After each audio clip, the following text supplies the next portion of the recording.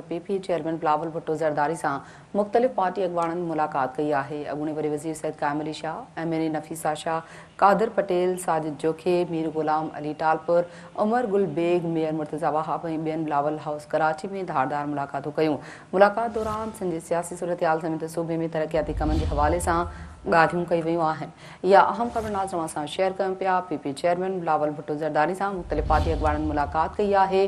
अवांखे ॿुधायूं पिया अॻूणे वरी वज़ीर सैयद कामिल अली शाह, MNA नफ़ीसा शाह, कादिर पटेल, साजिद जोखे, मीर गुलाम अली टालपुर, उमर गुल बेग, मेयर मुर्तज़ा वहाब ऐं ॿियनि बिलावल हाउस कराची में धारदार मुलाकात कई। इन हवाले सां अवांखे ॿुधायूं पिया मुलाकात दौरान सिंध जी सियासी सूरतहाल समेत सूबे में तरक़ियाती कमनि जे हवाले सां ॻाल्हियूं कई वयूं आहिनि।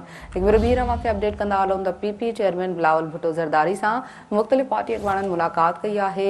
अॻूणे वरी वज़ीर सैयद कामिल अली शाह, MNA नफ़ीसा शाह, कादिर पटेल, साजिद जोखे, मीर गुलाम अली टालपुर, उमर गुल बेग, मेयर मुर्तज़ा वहाब ऐं ॿियनि बिलावल हाउस कराची में धारदार मुलाकात कई।